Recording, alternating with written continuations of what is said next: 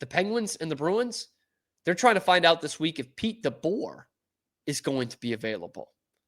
You guys know the story. It was a fiasco in Game 5 of the Western Conference Finals. Pete DeBoer, head coach, Dallas Stars, calls a timeout 7 minutes into the game because they're down 2-0. Edmonton has scored 2 goals on 2 shots, and he pulls Jake Ottinger. Pulls him right from the game. It shocked everybody around the NHL world that all of a sudden this like all-star level, almost, Vezina level goaltender is being pulled in the beginning of an elimination game. And it was humiliating. Ottinger said he has not talked to Pete DeBoer since then, and vice versa. And DeBoer called him out kind of in the post-game press conference too. Saying, he's lost 6 of the last 7 of the last 8 against Edmonton. It's not a small sample size. This is potentially a fireable thing. It's certainly stuff we've seen in other sports before, where there's this major embarrassment on a big level, the national stage, and the coach with a good team and with a good record gets fired. Would it shock anybody if the Stars fired Pete DeBoer? Really? Really, guys. They are in a win now mode, and they've got a guy who's awesome in Game 7s, undefeated in Game 7s, but can't win the Stanley Cup. And has faltered big time over the last 2 years in the Western Conference Finals. Big time. He's led 3 teams to the conference finals in the last 8 years, 3 different teams. 6 years, really. San Jose, Vegas, and now Dallas. He's great at getting teams there.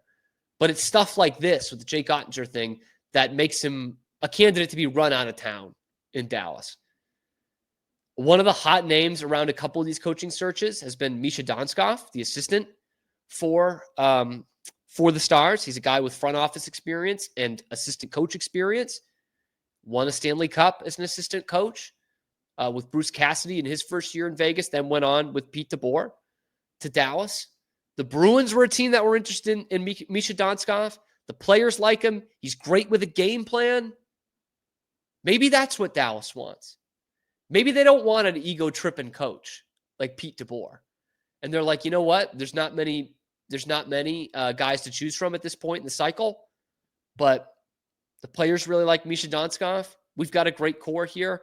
We just need someone who's not going to F it up. And maybe they fire Pete DeBoer. That would make Don Sweeney look like a genius because he's been dragging his feet on this damn thing. And this would make him look absolutely brilliant if all of a sudden one of the best coaches of the 21st century, Pete DeBoer, becomes available. Because if you're the Bruins at this point, as much as I've criticized them, how can you not wait on this? Just give it to the end of the week of look, we've already waited too long. But Pete DeBoer's available. Then how can we say no?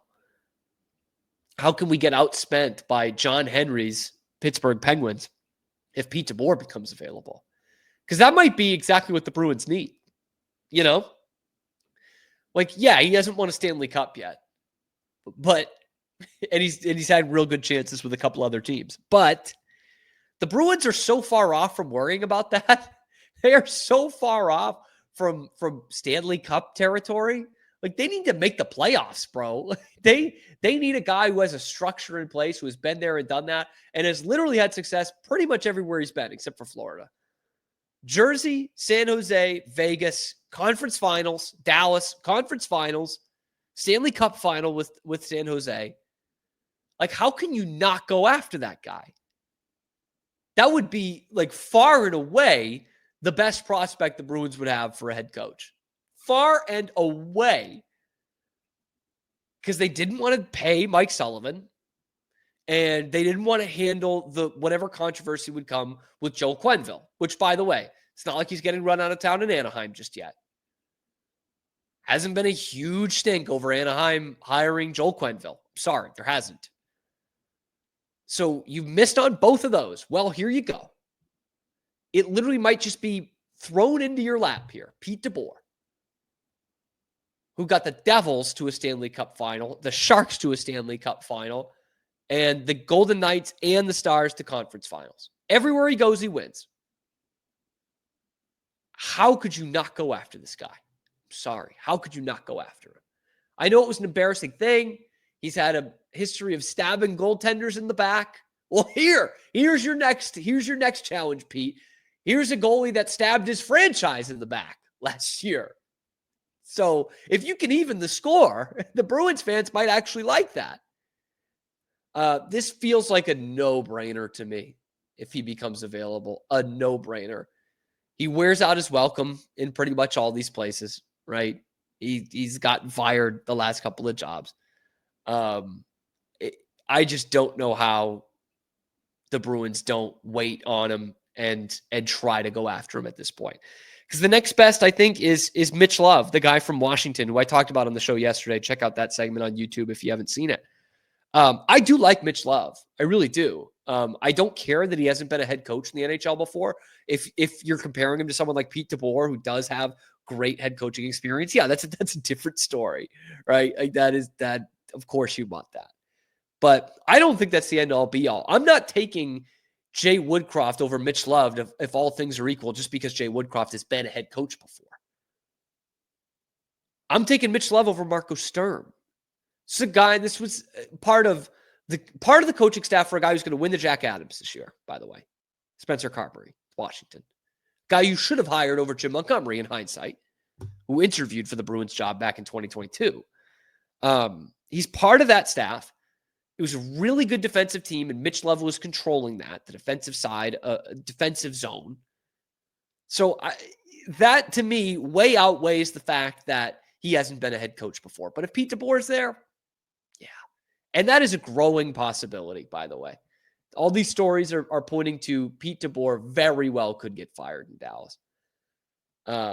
This guy, Pagnotta, big-time NHL insider, said noise out of Dallas, per multiple sources, the players are not pleased with how he handled several situations during the Western Conference Final, along with the Game 5 disaster and the post-game press conference and the exit media remarks.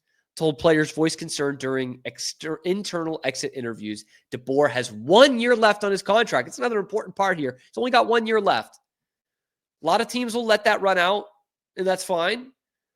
But if you're the Stars, that could make a lot of sense to just say, you know what? This was too much of a fiasco. The players don't want him here anymore. The players like Misha Donskov. Let's cut bait now. You know, we've got a championship contender. We've got a guy that the players like. You know, you can look at a couple of different sports and you can look inside hockey and see how that sometimes does work out. Right? But if you're the Bruins and you're Don Sweeney, and your job potentially is on the line, although apparently not. If this is really supposed to be a prove-it year, I'm waiting to see what happens in Dallas. If Pete DeBoer's available, bring him the F in. Let me know what you guys think in the comment section below. Is Pete DeBoer actually going to get fired by the Stars? And if he does, is that a perfect candidate for the Bruins head coaching vacancy? Let me know in the comment section below. Be sure to like the video, subscribe to the channel if you want Don Sweeney fired, and get involved in the comment section below. We're here live on YouTube, just as we are every weekday, high noon Eastern time, and then available wherever you get your podcast. Check out the other videos on the channel, talking Bruins, a lot of Bruins, and Boston sports. And you can catch the guys like me, Cam Stewart, your host, Zach Burke, keeping us on the air 5 days a week.